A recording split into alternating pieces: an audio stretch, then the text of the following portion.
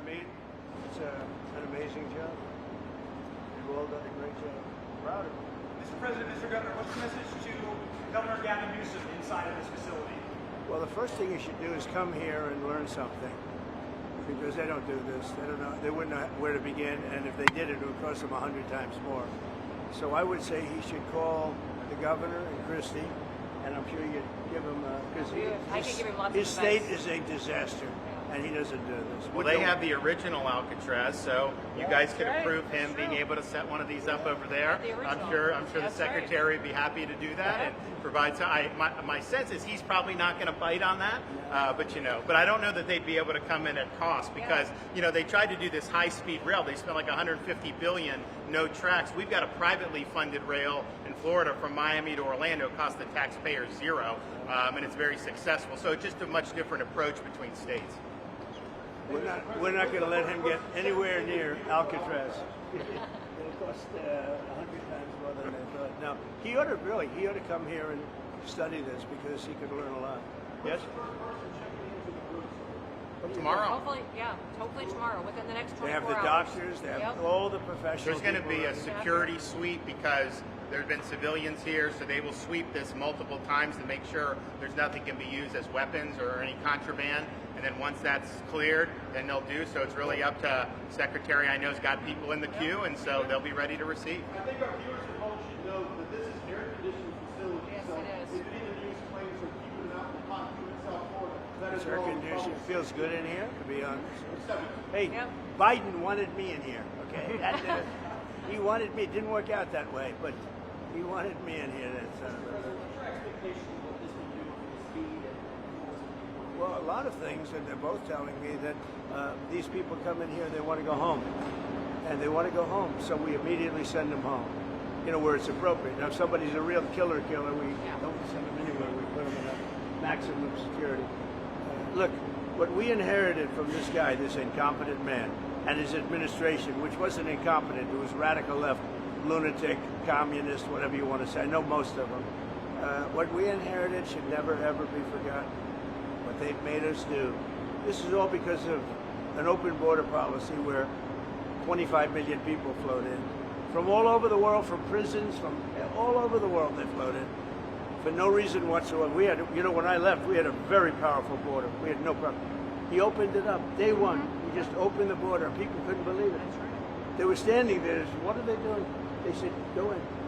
That's it. You look at the first day tapes. They opened it up and they said, go in. And that's where all of this began. But this is an amazing thing that they've done here. But listen, people don't have to come here. If they self-deport and go home, they can come back legally. We will let them come back legally. And there is a lot of self-deportation. Yes, but if you wait and we bring you to this facility, you don't ever get to come back to America. You don't get the chance to come back and be an American again and work here. So they weren't with us when the President and Secretary Kevin and I, we went through the intake. So right when you do the intake, they have the information about voluntary departure. They have the ability. Obviously, you guys are funding that because it's a lot cheaper to do it that way. So even if they get brought to the front doorstep here, they still have an opportunity to just go back voluntarily, and then this way they're not. We can put them on a plane that day and take them home. We'll buy their plane ticket, go home, and then they get the chance to come back legally. If they wait, if they do that, they can come back legally after a period. Yeah.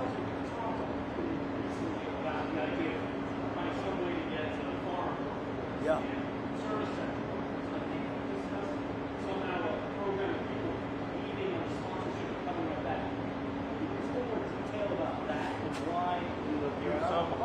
We want to take care of our farmers and hotel workers and various other people, and we're working on it right now, and Ron's going to be involved, and you're involved already. So we have a lot of cases where ICE will go into a farm, and these guys working there for 10, 15 years, no problem. The farmers know them. We're going to put, it's called farmer responsibility or owner responsibility, where they're going to be largely responsible for these people. And they know these people. They've worked on the farms for 15 years, and all of a sudden so I have a great, Ron does, Christie does, we have a great feeling for the farmer and for others in the same position. And we're going to give them responsibility for people.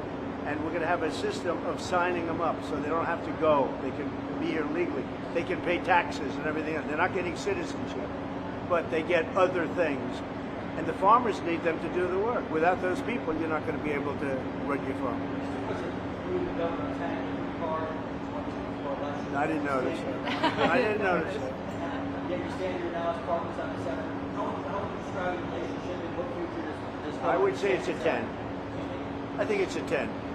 Maybe 9-9, because there might be a couple of little wounds. So maybe it's 9. I think we have a 10. We get along great. Well, the thing about it is, I endorsed him immediately in January 2024. I raised one of his PACs millions and millions of dollars. And obviously, we saved him a lot of money in Florida because Florida was a deep red state. He didn't even have to do a rally in Florida, whereas 2016 and 20, this was like ground zero. And so we've been, really happy to do that. And then we've worked very well on this and other issues with Florida. And you can call him at any time, and he wants to be helpful for governors. I mean, I can tell you that. We did Hurricane Helene last year. You didn't hear from the president at the time then, but with President Trump, we know immediately. You just make the phone call.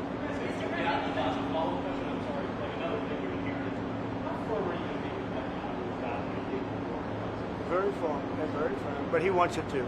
I will say he's coming here next week. He wants to end it too. We had a tremendous success with Iran. They won't have me. Somebody said, "When are you going to sign?" I said, "Sign." They are so bombed out. Did you see the report issued this morning? The place was decimated. It'll be years before anybody even gets down there. So that's not a priority, but we'll have a report and we'll have whatever we want. We'll get whatever we want from Iran.